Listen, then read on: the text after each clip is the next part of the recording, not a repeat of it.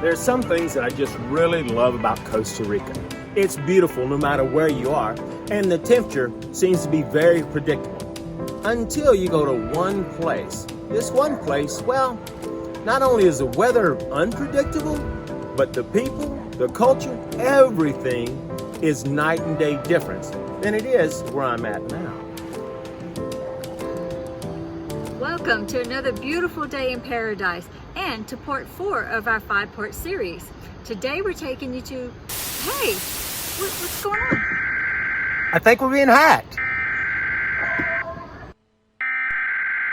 We interrupt our program to bring you this important message.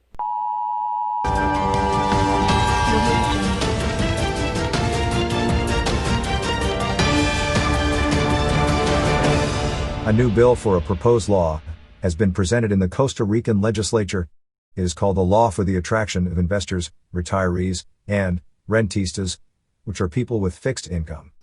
Welcome to this breaking news story. Today, we're going to hear about a bill being presented in Costa Rica that, if passed, will help the majority of people who are interested in moving to Costa Rica. Roger Peterson is an attorney who is a member of both the Costa Rica Bar Association and the Florida Bar. He will help us understand better how this new law, if passed, will greatly help people who want to come to Costa Rica and those looking for the best places to live in Costa Rica. Let's get started dissecting this proposed law. Roger, what is the purpose of this new bill that has been introduced into Costa Rican legislature? The objective of this law is to create a legal incentive program to attract investors, rentistas, and pensionados under the current immigration law in order to contribute for the reactivation of the Costa Rican economy. As with every country, Costa Rica has felt a big hit from COVID-19. And do you feel this is Costa Rica's reaction to the COVID crisis? By 2019, the Costa Rican economy was already contracting and showing signs of weakness. Unemployment in the fourth quarter of 2019 was already at 12.4%. And now, during COVID, the unemployment rate sits at 24.4%. So clearly, the government is trying all measures possible to reactivate the economy. The tourism sector, of course, with the flights and the airports closed, has been one of the hardest hit sectors in Costa Rica. With that said, what are the incentives that gringos or people moving to Costa Rica will benefit from by becoming a resident of Costa Rica? Number one, to provide a duty-free vehicle to anybody that's approved under this category to be able to bring in, import your vehicle without paying any of the import taxes. This is a huge benefit because at the moment, to bring in a vehicle is very expensive. And as crazy as it sounds, the older the vehicle, the more it costs to bring the vehicle into Costa Rica. According to an article on Roger's website, if the vehicle is new or less than 3 years old, then the tax percentage or what you will pay for import duties will be 52.29% of the value of the vehicle. If the vehicle is 4 to 5 years old, then the tax percentage goes up to 63.91%. And if the vehicle is 6 years or older, then the tax percentage increases again to 79.03%.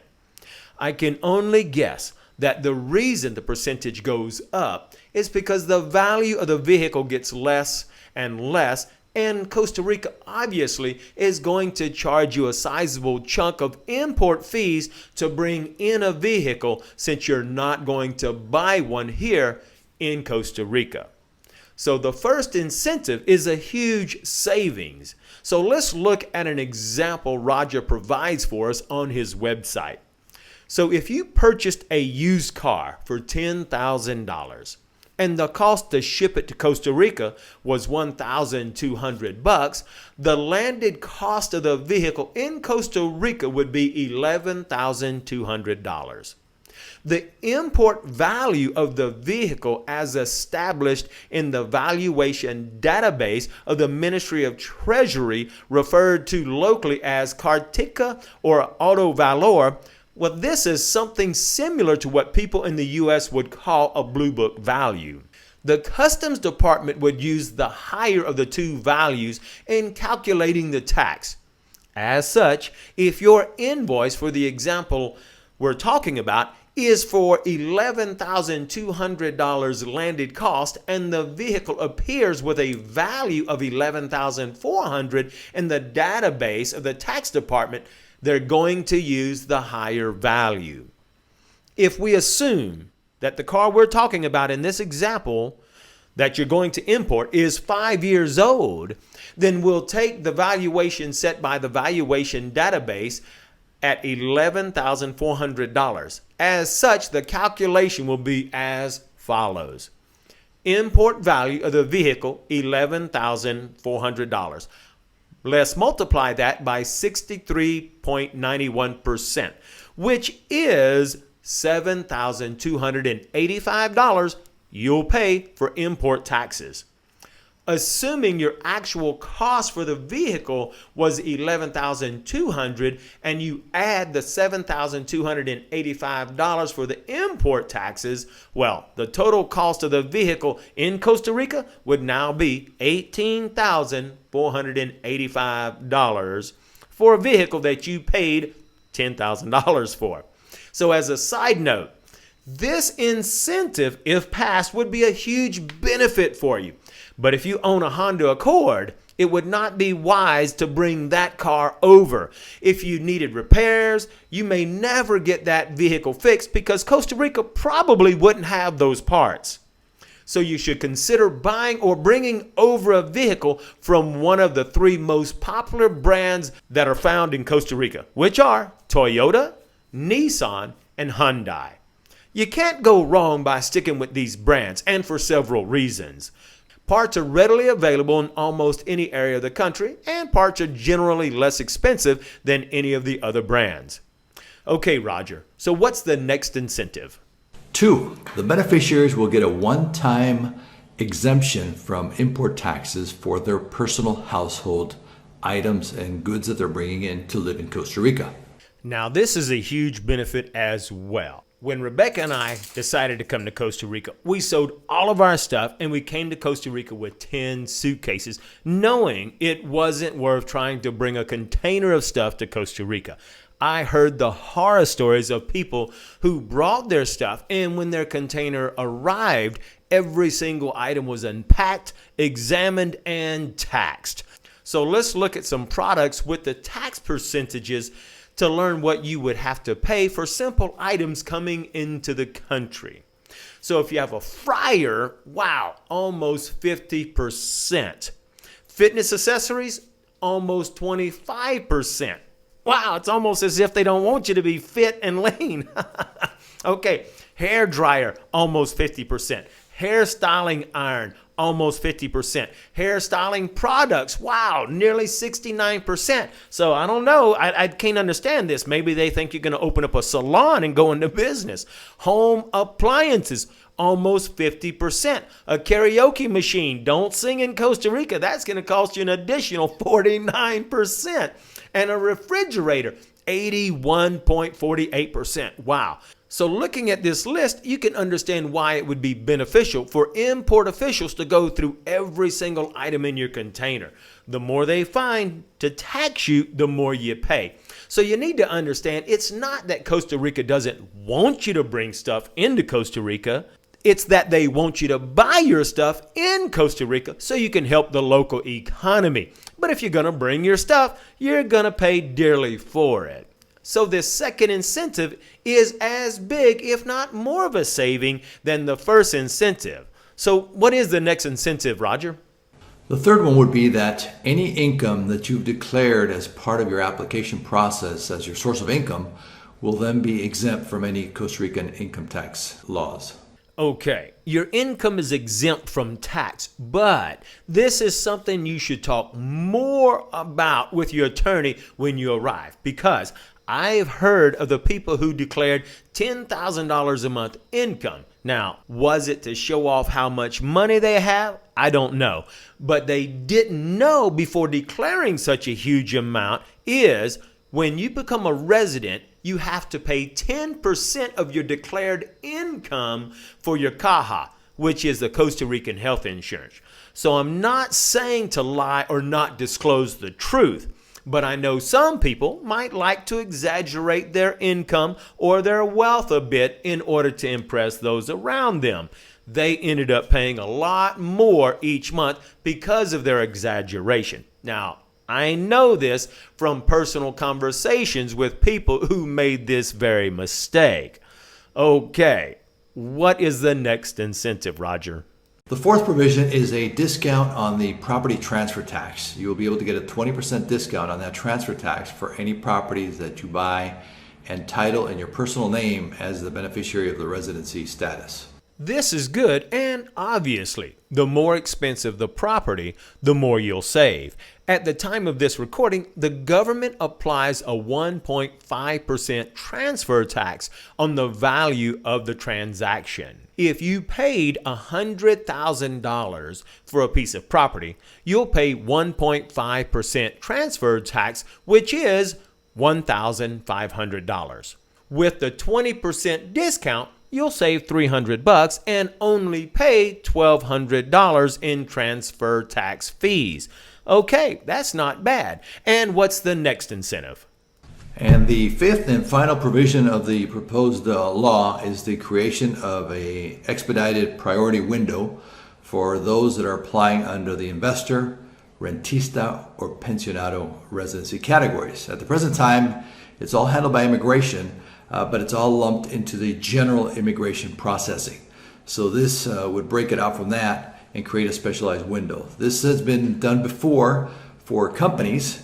So in that scenario, a specialized priority window was created at the Department of Immigration for companies that were bringing in their executives and technical personnel, etc., and it gave priority and much quicker processing times. So the idea is to create a similar window for investors, rentistas, and pensionados in order to expedite the processing of residency.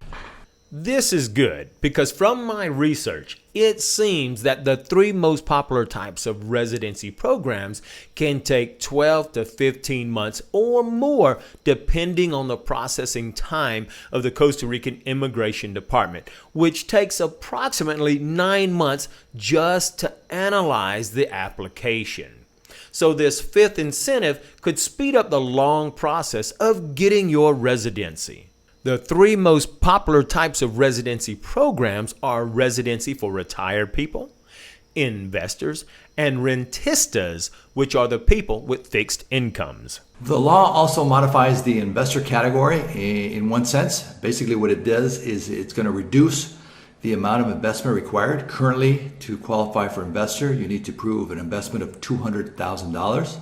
And this law proposes to reduce that to $150,000.